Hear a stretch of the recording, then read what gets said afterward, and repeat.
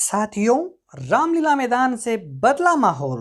OPS ने फंसाया चुनाव, अब होगी कांटे की टक्कर। कर्मचारियों ने मोदी को दी खुली चुनौती, कलम छोड़ आंदोलन। इस प्रकार की लेटेस्ट और पूरी खबर के लिए इस वीडियो में आप अंत तक बने रहें। सबसे पहले वो वीडियो दिखाया जाएगा जो दिल्ली से, रामलीला मैदान से ही। आइए देख लेते हैं।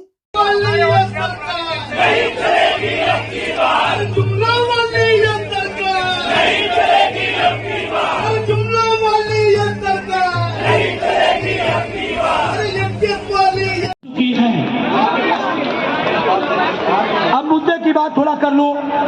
क्या चाहिए, क्या चाहिए? जब भी बोलिए बंद करके हाथ उठा करके, अगर छाया में बैठे ज्यादा दोनों मुट्ठी उठाएं। गांधी जी सिंबल है अपने। क्या चाहिए, क्या चाहिए? पुरानी पेंशन कैसे मिलेगी? बताओ कैसे मिलेगी? अपने फोटो सेशन बाद में हो जाएगा। उसी पे बात करता हूं। ये जो वर्तमान सरकार है, वर्तमान सरकार, अभी कल डिबेट में बैठा प्रवक्ता ने कहा भार है। मैंने कहा आप अपने माता पिता को बुढ़ापे में पालते हैं, जो पैसा खर्च होता है वो आपके लिए भार है भार। हम अपने माँ बाप को पालते हैं, उन्हें दवा देते हैं, उन्हें खान पान पे खर्चा करते हैं। ये भार नहीं है, ये हमारी ड्यूटी है।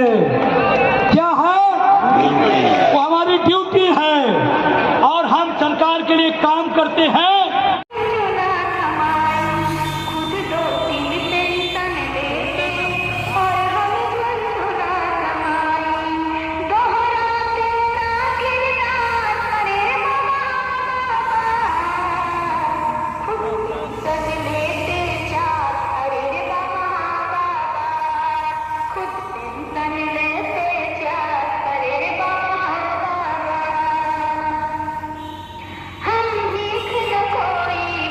पुरानी पेंशन, रामलीला मैदान की 2 रैलियों ने बदला माहौल। ओपीएस पर डैमेज कंट्रोल की तैयारी में सरकार।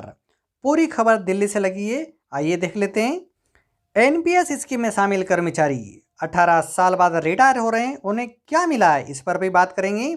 एक कर्मी को एनपीएस में 2417 रुपये मासिक पेंशन, दूसरे को 2506 रुपये और तीसरे कर्मचारी को 4900 रुपये, यहाँ तक कि 500, 700 और 1200 रुपये भी पेंशन मिल रही है।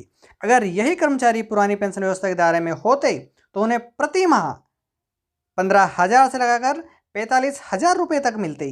केंद्र और राज्य सरकारों के कर्मचारी संगठन पुरानी पेंशन अब निर्णायक लड़ाई की ओर बढ़ रही है। कर्मचारी संगठनों ने सरकार को स्पष्ट तौर से बता दिया कि उन्हें बिना गारंटी वाली एनपीएस योजना को खत्म करने और परिभाषित वाली गारंटी वाली पेंशन योजना की बहाली से कम कुछ भी मंजूर नहीं। नई दिल्ली के रामलीला मैदान में 1 अक्टूबर की रैली ने सरकार को हिला दिया है।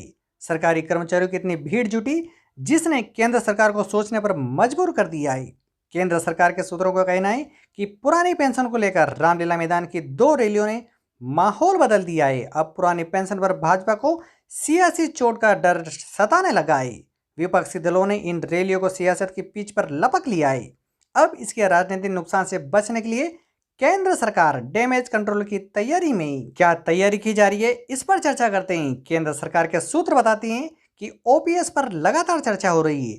यह गुणा भाग लगाया जा रहा है कि पुरानी पेंशन को अगर पहले वाले स्वरूप में लागू करते हैं तो सरकारी खजाने पर कितना भार पड़ेगा। रिटायरमेंट के समय बेसिक सैलरी का 50% हिस्सा पेंशन के तौर पर देते हैं तो कितनी राशि खर्च होगी। अगर इसमें बेसिक सैलरी को 30 से 40% हिस्सा पेंशन के तौर पर देते हैं तो कितना आर्थिक भार पड़ेगा। इसके अलावा यह भी देखा जा रहा है कि एक तय पेंशन दे दी जाए लेकिन उसमें किसी तरह की बढ़ोतरी का प्रावधान नहीं।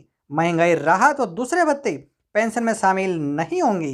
सूत्रों की माने तो सरकार फिलहाल ओपीएस देने के लिए तैयार नहीं है, लेकिन पुरानी पेंशन से मिलते जुलते फायदे एनपीएस में ही दे सकती है। सरकार ने वित्त मंत्रालय की जो कमेटी गठित की है उसमें ओपीएस का जिक्र ही नहीं है, उसमें एनपीएस में सुधार की बात कही गई है। कांग्रेस शासित पार्टी शासित प्रदेशों में ओपीएस लागू की जा रही। रामलीला मैदान में रविवार को ओपीएस की मांग को लेकर रैली के बाद कांग्रेस के कई मुख्यमंत्रियों ने इसके समर्थन में ट्वीट किए हैं। छत्तीसगढ़ के मुख्यमंत्री भूपेश बघेल, राजस्थान के सीएम अशोक गहलोत ने कर्मचारियों का पक्ष लिया है। कांग्रेस सांसदों ने भी कर्मचारियों की मांग को उचित ठहराया।